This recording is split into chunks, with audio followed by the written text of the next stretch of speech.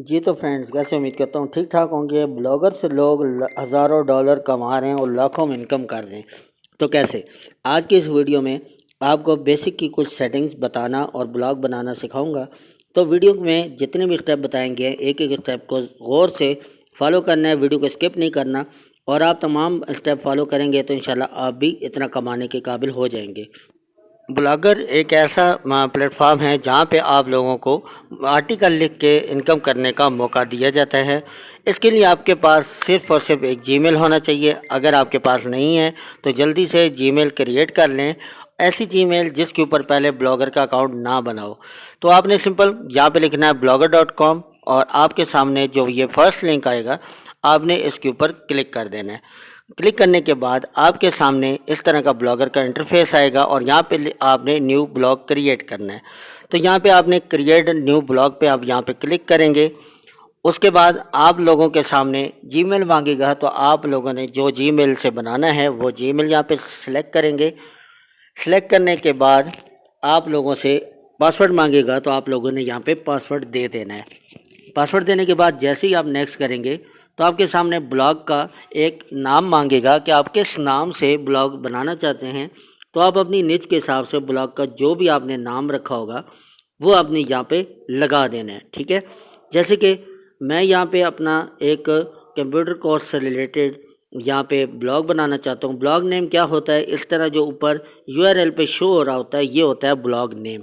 आप जो भी रखेंगे आपको इसी तरह यूआरएल में शो होगा और आपका जो भी आर्टिकल होगा वो पब्लिक को मिल जाएगा। ठीक है, जैसे यहाँ पे मैं बना रहा हूँ प्रो कंप्यूटर कोर्स। ठीक है, तो ये मैंने यहाँ पे नाम रख दिया और नाम रखने के बाद मैं नेक्स्ट के बटन पे यहाँ पे क्लिक करूँगा। फिर ये आपसे पूछेगा कि अब आपने यूआरएल क्या बनाना है। तो आपने जो भी नाम रखा होगा, अगर तो आपकी किस्मत अच्छी है, आपके दिए गए नाम के ऊपर किसी ने पहले कोई ब्लॉग नहीं बनाया तो आपको वही यहाँ पे मिल जाएगा।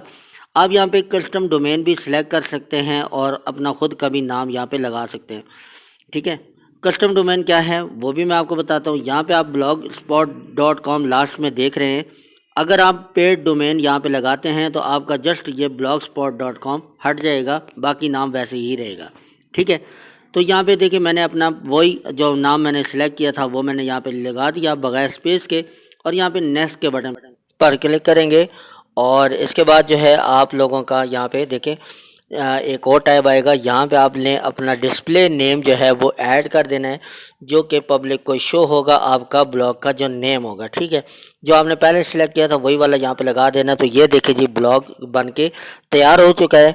अब हमारे सामने ये जो दो नोटिफिकेशन आए होंगे हमने इनको यहाँ से क्रॉस करके डिलीट कर देना है। उसके बाद आपके सामने यहाँ पे कुछ सेटिंग्स होंगी, बेसिक सेटिंग है और आपके सामने कुछ सेटिंग जो है मैं आप रिवील करूँगा यहाँ पे। तो यहाँ पे देखिए जी सबसे पहले आ जाता है जी पोस्ट स्टेट। ठीक है, न्यू पोस्ट है, फिर पोस्ट है, फिर स्टैटिक है, फिर कमेंट्स है, अर्निंग है। तो यहाँ पे देखिए जी स्टैटिक होता है, यहाँ पे आपके कितने व्यूज़ आए, किस किस ने कौन कौन सा ब्लॉग देखा वो यहाँ पे नज़र आ रहा होता है। कमेंट जो पब्लिक के आए होते हैं वो नज़र आ रहे हैं। अर्निंग के बारे में हम बाद में बात करेंगे, एडसन के साथ कैसे लिंक करेंगे ये नेक्स्ट वीडियो में बताएंगे। ठीक है, उसके बाद जनाब आ जाता है पेजेस। यहाँ पे हमने पेजेस जो क्रिएट करने हैं वो हम आएंगे। फिर बात करते हैं जी लेआउट्स की। पेजेस के अंदर आपको पता है कॉन्टैक्ट अस और इस तरह के पेजेस होते हैं।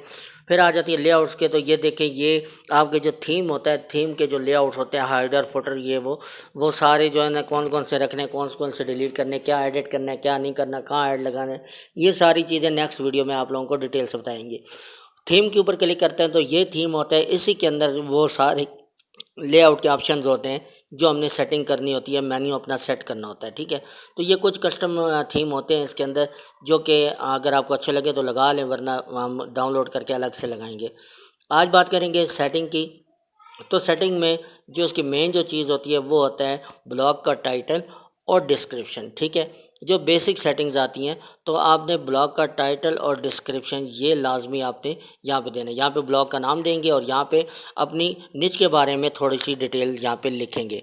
ठीक है, आप जैसे कि आप लोगों को पता है कि टाइटल डिस्क्रिप्शन जो है वो ब्लॉग के लिए बहुत ज़रूरी होती है। उसके बाद आ जाता है ब्लॉग लैंग्वेज। तो आपका ब्लॉग जिस भी लैंग्वेज में है आपने अपनी वो जो लैंग्वेज है वो सिलेक्ट कर लेनी है, चाहे वो इंग्लिश है, उर्दू है, जो भी है, इंडियन है, जो भी है, तो आपने वो सिलेक्ट कर लेनी, ठीक है। और यहाँ से हम इंग्लिश सिलेक्ट कर सकते हैं। उसके बाद जो है हिंदी, अरबी, ये जो भी सिलेक्ट करना चाहें। तो यहाँ से मैं अपनी लैंग्वेज को सिलेक्ट कर लेता हूँ। यहाँ से हिंदी उर्दू एक ही है और इंग्लिश भी सिलेक्ट कर ली। उसके बाद आ जाता है जी अडल्ट कंटेंट। अगर आपके पास अडल्ट कंटेंट है तो आप ऐसा करें कि अपना ये जो अडल्ट कंटेंट के सामने बटन दिया हुआ है इसको ऑन कर दें, ताकि आपके जो मेंबर्स हैं उनको एक नोटिफिकेशन जा सके। अगर कोई देखना चाहेगा तो उस वजह से देख लेगा, और जो है आप जिसको नहीं भेजना चाह रहे आप इसको ऑफ रहने दें, ठीक है। उसके बाद आ जाता है गूगल एनालिटिक आईडी, ठीक है। तो ये जो आईडी होती है ये आपके गूगल के सर्च कंसोल में आपको रैंक करवाने के लिए ज़रूरी होती है। उसके बाद आ जाता है जी फेविकॉन आइकन। तो फेविकॉन आइकन क्या होता है, ये जो ब्लॉगर के ऊपर एक आपको आइकन नज़र आ रहा होता है ना, बी का, जो कि लोगों को कुछ इस तरह से नज़र आता है। जो भी कोई ओपन करता है तो उसको ब्लॉग स्पॉट तो नज़र आता ही आता है, लेकिन साथ में ये चीज़ बी का नज़र आ रहता है। अगर आप डोमेन परचेज़ कर लेते हैं तो ब्लॉग स्पॉट तो हट जाएगा, लेकिन ये फेविकॉन आइकन अगर चेंज नहीं होगा तो हर बंदे को पता चल जाएगा कि ये जनाब ब्लॉग का आर्टिकल है, ठीक है। तो यहाँ पे हम चूज़ फाइल पे क्लिक करेंगे। इसका जो साइज़ रहेगा वो 100 KB टोटल रहेगा, लेकिन इसकी जो विड्थ और हाइट है वो 38 बाई 38 रहेगी, ठीक है। तो यहाँ पे हम एक लोगो बना के यहाँ पे हम जो है चूज़ फाइल पे क्लिक करके सेव करेंगे तो ये जो हमारा फेविकॉल आइकन है ये चेंज हो जाता है। उसके बाद आ जाती है जी प्राइवेसी जो है विजिबल टू सर्च इंजन, ठीक है। तो ये पॉलिसी आपकी ऑन ही रहनी चाहिए, तब ही जो है आपका सर्च इंजन में आपका ब्लॉग जो है वो रैंक करेगा, सही है। तो इसको लाजमी जो है ऑन पे रखना है, इसको ऑफ नहीं करना, नहीं तो आपका जो ब्लॉग है वो किसी काम का नहीं है, चाहे आप जितनी मर्जी अच्छी रखते हैं। तो ये आपका ब्लॉग एड्रेस है। और यहाँ पे आपको एक बात बता दूं कि यहाँ पे अगर आप जब लगाएंगे कस्टम डोमेन अगर इसमें ऐड करेंगे तो ये जो blogspot.com यहाँ पे ये जो लिखा हुआ है ना ये ख़त्म हो जाएगा बीच में से, ठीक है। तो आपका जो URL होगा वो सीधी सीधी इस तरह से सीधा चल पड़ेगा। और ब्लॉग स्पॉट हटाने के लिए आपको डोमेन परचेज़ करके लगानी पड़ती है, अगर ना भी परचेज़ करें तो ये ऐसे भी चलता रहेगा। उसके बाद ये HTTPS जो है ये सिक्योरिटी होती है हमारे ब्लॉग की, तो इसको ऑन ही रहने देना है। इसका मतलब मकसद क्या होता है मैं आपको दिखाता हूँ। जैसे व्यू ब्लॉग पे मैं क्लिक करता हूँ तो ये देखिए जी, आपको मैं ऊपर दिखाता हूँ तो हमारे URL के साथ ऊपर एक छोटा सा लॉक लगा होगा। ये मैं आपको दिखा देता हूँ जूम करके, ये देखें ये लॉक लगा होता है। इसका मतलब ये है कि आपका ब्लॉग जो है वो सेव सिक्योर है, और इसको ऑन इसलिए करना बहुत ज़रूरी है। अगर ये ऑफ होगा तो ये आपका जो है इंडेक्स होने में मसला करेगा और किसी को शो भी नहीं होगा, ठीक है।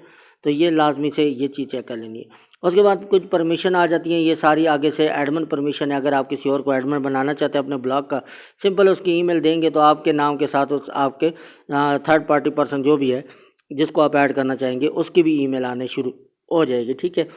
उसके बाद यहाँ पे देखिए जी पेंडिंग ऑथर इनवाइट है। अगर आप किसी को इनवाइट करना चाहते हैं तो उसका लिंक जो है यहाँ पे इनवाइट ऑथर है, ये मोर ऑथर, यहाँ पे उसका ईमेल देंगे, यहाँ पे उसको सेंड रिक्वेस्ट करेंगे। तो जब वो रिक्वेस्ट ऐड अपनी रिसीव कर लेगा, रिसीव करने के बाद आप जब दोबारा यहाँ पे ब्लॉगर एडमिन एंड ऑथर पे आएंगे तो यहाँ पे उसकी भी ईमेल नज़र आने शुरू हो जाती है, ठीक है।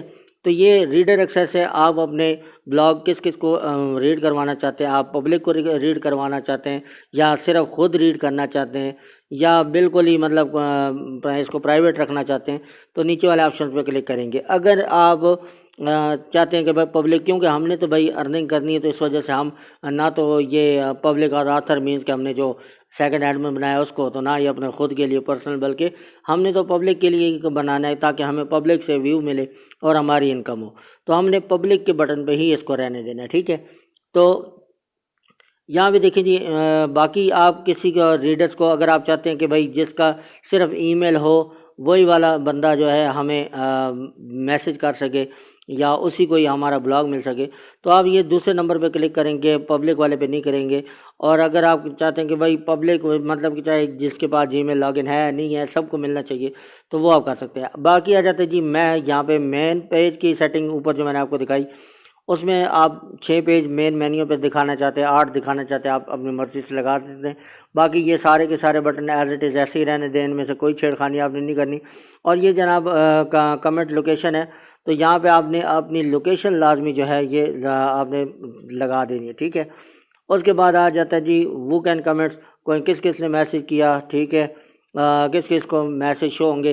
तो अगर आप एनीवन पे रखेंगे तो जनाब जो भी अगर कोई बंदा कोई गलत कमेंट भी करता है तो वो सबको जाएंगे। तो आपने क्या करना है, यहाँ पे यूज़ विद गूगल एडमिन, यहाँ पे इस पर लगा देना है सेकंड ऑप्शन पे, ठीक है। इस पर लगाने से ये होगा कि जो भी मैसेज कोई आएगा तो पहले आपके पास आएगा, ठीक है। फिर आप जनाब जब उसको ओके करेंगे, पब्लिक करेंगे, तो तभी वो पब्लिक पे जाएगा। अगर वो गलत है तो उसको डिलीट कर दें, अगर वो सेंड करने लायक है तो कर दिए करें।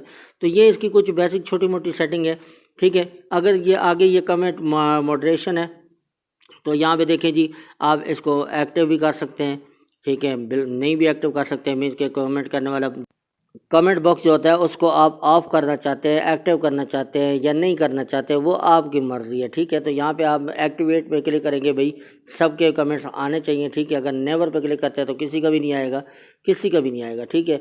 बस जो भी आपने सेटिंग करनी है वो करके आप उसको सेव कर सकते हैं, ठीक है। तो मैं जो कि ऑलवेज पे क्लिक करूँगा, भाई सबको ही जाना चाहिए, हर वक्त ही जाना चाहिए। तो ये मैंने इसलिए ऑन कर दिया क्योंकि मुझे अपना रिव्यूज़ के बारे में जानने हैं कि क्या कैसे रिव्यूज़ आते हैं, ठीक है। ये तो थी ईमेल की और कुछ बेसिक सेटिंग थी यहाँ पे। और ईमेल के बारे में मैंने आपको तकरीबन सारे ही बता दिया है। और अब जो इसकी मेन जो चीज़ है, यहाँ पे देख सकते हैं जी, पोस्ट यूजिंग ईमेल। मीन्स के अगर आप कोई पोस्ट करते हैं तो ये सिर्फ उनको जाएगी कि जिनके पास ईमेल गूगल क्रोम पे लॉगिन है, या उनको जाएगी जिसके पास लॉगिन नहीं है, या उनको जाएगी कि जिसके पास लॉगिन है और लॉगिन नहीं है। तो यहाँ से आप इसकी सेटिंग ये कर सकते हैं, ठीक है। ये तीनों ऑप्शन दिए हुए हैं, जिस पे भी आप करना चाहते हैं कर सकते हैं। अगर आप ईमेल के ज़रिए किसी को एक स्पेशल बंदे को भेजना चाह रहे हैं तो नीचे आप जनाब ईमेल फॉर यहाँ पे पोस्टिंग पे क्लिक करेंगे, यहाँ पे ईमेल डालेंगे, ठीक है। और यहाँ पे सेव पे क्लिक करके देंगे तो वो सिर्फ उसी बंदे को सेंड होगी, उसी बंदे को शो होगी जिसको आप करवाना चाह रहे हैं, अदरवाइज़ किसी को नहीं होगी, ठीक है। अच्छा, उसके बाद जनाब यहाँ नीचे आ जाते हैं, फॉर्मेटिंग में आ जाते हैं। तो टाइम जोन इसका लाजमी आप सेट करें, क्योंकि टाइम जोन अगर सेट नहीं होगा तो फ़र्ज़ करें आपने ब्लॉग डाला शाम के 5 बजे, लेकिन पब्लिक को शो हो रहा है वो कहीं दूसरे दिन 4 बजे या 5 बजे। तो ये आपने टाइम अपना सेट कर लेना, टाइम जोन, ठीक है। GMT जो है कराची के नाम से आपका आएगा। जो पाकिस्तान में रहने वाले इंडिया के हैं तो वो 5:30 के GMT 5:30 होंगे और इंडिया लिखा होगा, ठीक है। तो आपने वो वाला सेलेक्ट कर लेना है। पाकिस्तान में कराची भी सेलेक्ट करेंगे। तो ये करने के बाद आपने डेट हाइडर जो है, डेट हाइडर फॉर्मेट, इसको भी आपने सेट कर लेना है। तो फॉर्मेट आप क्या रखना चाह रहे हैं ये सारा आपने यहाँ पे जिस डेट को आप कर रहे हैं अपना पोस्ट कर रहे हैं तो वो डेट आप यहाँ से सेट कर लेंगे। अगर लैपटॉप या मोबाइल में ऑटोमेटिक डेट और टाइम सेट का ऑप्शन ऑन है तो यहाँ से आपको सेलेक्ट करने की ज़रूरत नहीं है, वो फिर ऑटोमेटिक खुद ही डिटेक्ट कर लेता है और ख़ुद ही सही टाइम और डेट के साथ पोस्ट करवा देता है, ठीक है। तो अगर आपने अपने ब्लॉग को रैंक करवाना है तो ये जो बेसिक सेटिंग्स हैं ये होनी ज़रूरी हैं, ठीक है। या और ये देखिए कमेंट जो है टाइम स्टैम्प फॉर्मेट, इसको भी आपने यहाँ पे सेट कर लेना। आप पढ़े तो जाएंगे तो आपकी ये सेटिंग होती जाएगी। अव्वल तो मैंने आपको बताया कि अगर आपका टाइम डेट बिल्कुल करेक्ट है, चाहे PC है चाहे मोबाइल है, तो ये आप खुद ब खुद हो जाएंगे। फिर आ जाता है जी मेटा टैग। अब मेटा टैग क्या है? मेटा टैग में हम अपने निश के मुताबिक जो भी हमने सेलेक्ट की है, चाहे हम कुकिंग है, ब्लॉगिंग है, जो भी है, हेल्थ टिप्स है, उससे रिलेटेड हम ये 150 वर्ड्स मतलब 150 लफ्ज़ों की यहाँ पे एक छोटी सी शॉर्ट डिस्क्रिप्शन रखेंगे कि हम इस ब्लॉग के अंदर ये चीज़ें बताना चाह रहे हैं। और ये अगर आप लोगों से नहीं लिखी जाती तो आप चैट GPT से भी लिखवा सकते हैं और बस जस्ट प्रॉम्प्ट देना है, वो आपको 2 मिनट में लिख के दे देगा। तो लिखने के बाद आपने यहाँ पे सिंपल इसको सेव कर देना है। सेव होने के बाद आप आगे आ जाता है जी एरर एंड रीडायरेक्शन, इसको आपने छोड़ देना है, ये हम नेक्स्ट पार्ट में करेंगे। और ये मोनेटाइजेशन का जो ऑप्शन है ये भी हम नेक्स्ट पार्ट में जब जी। तो फ्रेंड मोनेटाइजेशन टूल के बारे में आपको इंशाल्लाह आगे आने वाली नेक्स्ट पार्ट के अंदर कंप्लीट डिटेल बताएंगे, कैसे कैसे मोनेटाइज करने हैं, क्या क्या जो है हमें तरीकाकार करना पड़ेगा, कौन सी रिक्वायरमेंट है जो हमें पूरी करनी है। उसके बाद ये मैनेज ब्लॉग भी आपको बताऊंगा कि ब्लॉग को कैसे मैनेज किया जाता है, ठीक है। इंपॉर्टेंट कंटेंट कौन से होते हैं और बैकअप इसका कैसे बनाया जाता है, स्क्रिप्ट का बैकअप करके डाउनलोड कैसे करते हैं, ब्लॉग को डिलीट या रिमूव कैसे करते हैं, ये तमाम चीज़ें जो है ये मैं आपको अगली वीडियो में डिटेल